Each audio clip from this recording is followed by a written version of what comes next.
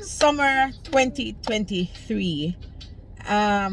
The school year has ended, and as a parent, it was just horrible for me to discover that there are so many things that my children um needed help with. So it's like the whole school year would have passed, and because of how hectic work is, as a teacher, I wasn't able to be there for my children how I would have wanted to. And it's almost, I can't speak for everybody, but as a teacher, it's almost like it's a sad thing to discover, to go through at the end of the year. So it's almost like you work with them, you try to do homework as best as possible, being a teacher.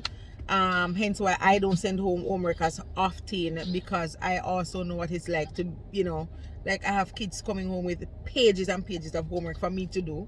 So if I do that to a parent who sometimes they struggle to, manage their work responsibilities, home, domestic responsibilities, and just life, right? So I try my best to do a lot of the stuff that I would want to be done for homework. They work on it as projects at work, in my classroom. Anyway, so I was saying that, boy, to discover that my children had stuff that they struggled with in terms of academics, and I had to get extra help in the summer for them, and it's very unfortunate. So anyway, if you don't have to send your children to summer school for the summer, like really and truly, don't let it be a routine summer school kind of a thing. Don't send them to summer school, please don't. The children need rest, their little brains need rest, just as how we need to recuperate. And I don't even want to get into how much it takes for us to recover as teachers to go back out for September morning. But if the children don't have to go to summer school, don't send them to summer school. Leave them be. Allow them to experience, summer with all the fun. Let them go to the beach, go to the rivers. Let them play in the mud. Let them ride their bikes. Let them build stuff. Just let them explore. Let them really just have some fun. If they don't have to go to summer school, please don't send them. All right. So that's one confession from a good teacher here. Don't send the children to summer school. Leave them alone. Leave the kids alone. All right. And then, like teachers, it takes a series of steps, for us to recover from the school year. And it was yes, I have kids in my background. There's no production crew here. I'll always say that. Yeah, I'm on. It's okay. You can come and sit. Oh, you can take them. Right. So I was saying that first we hibernate. I would say we go through a series of steps to recover from the school year. Listen, the first couple of days. All right, first of all, I got my holiday break or my summer break from July 6th, but I did not take my vacation or take the break until July 21st.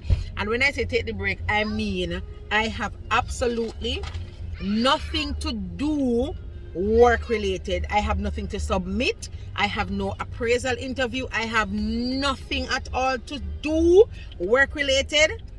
That's when my vacation starts. That's when I get my holiday break. And so I didn't get mine, or I didn't take mine until the 21st. Of course, I have shortcomings, so I didn't mark all my stuff, all my exam papers, in the same week that everybody else did. Everybody has their strengths and weaknesses. For me, marking is it. Like I have to be comfortable to mark. Like my mind, my mental space has to be a certain way before I'm able to mark. Anyway, long story short, didn't take the holiday until the 21st. So like when I woke up on the 21st of July 2023, my holiday started. All right. And as I was sharing, you go through a series of steps that you have to take to just start the recovery process. First of all, we hibernate just a little. Like all you want to do is sleep. It's like you feel like you've been beaten. I'm so serious. You feel like you're coming from war / the circus, / from being a superhero, just all the things. And all you want to do is sleep. Like you just want to sleep. Just sleep. And you know those kind of hungry sleep where, like, even though you're sleeping and you've been sleeping for long and you're hungry, you'd rather continue sleeping than to get up to go get something to eat. Them kind of sleep there. Yeah, it's rough. So you just want to sleep, and after you sleep, and then that's the other thing too, you are now, because of the year that you've had, you are now overstimulated. So it's like your own children, like them touching you, jumping on you, climbing on you, because they need their mother, they need their parents, right? Them doing that is also no an issue, because now you have not had your time to recover as an individual. You have not had your time to recover, and then we still have to attend to your child, your children, or your child or your children, right? So for me, I did not have that week to recover as others, because you know they would have finished marking and then they take the vacation time. For me, I didn't. So I worked right up until the 21st, and so my children now were home from summer school. Can you imagine? And now they need mommy. Now they want to have fun. Now they just want to spend time with me, just, you know, uninterrupted time. But now mommy just needs to sleep, and it's just a difficult transition. And these are things that teachers go through, and I'm not saying, I can't speak for others in their profession. I really can only speak for a teacher that sometimes you just need that break between work, your work children, because like, if you know me, you know that I treat the children in my classroom, wherever they come from, doesn't matter what they do, whatever level of intelligence they are at, or you know, in terms of their academic development, they are my children. I treat them like my very own. So my work children, they're gone, but then I have to come home to my own children, you know. And it's just, the transition was hard, especially this year. It was very hard because I was so exhausted. I was like, oh God, this. But then, you know, they're mine. Can't send them anywhere. Can't send them on holiday. They're my kids. So I'm just confessing that as a good teacher, that, you know, the transition from classroom teacher to now being just mommy at home in your summer holiday, it's difficult. So give us a little grace, especially those in the comments saying, oh, y'all get 2 months of holidays, you get paid holidays. Give us some grace, please. Thank you, because it is rough on the mental and the physical and just the emotional well-being and health of teachers. So I would advise my colleagues to get away, find somewhere to lock yourself in or out, and just go to the beach. The best time to go to the beach for me is in the evenings these days, because it's very hot outside. So I'll wait and I go to the beach, and I won't feel guilty for not answering my phone. Listen, on the 21st, on the last day of work, one of my supervisors sent me a message, right? Because she needed something, and I would have been talking to her all week, right? Shout out to Miss G. So she asked me for something, and I was like, okay, when I get up in the morning, I'll sort it out for you. I'll see what I can do. I sort it out. Woke up in the morning, gave it to her, and I sent her a message. I was like, I just want to know something. I just want to find out something. Is there any way I can now turn off my phone and take my vacation time? Like, can I just turn off my phone? She's like, you know what, bless your heart. Sure, go ahead.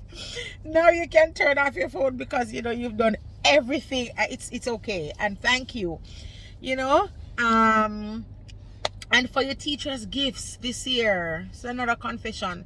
Like, we don't necessarily need glues and, you know, the various art and print stuff for our classrooms, and you know, like, you can buy them like coupons for not coupons, like gift cards. That's the thing. Buy teachers gift cards for massages and pedicures. Yes.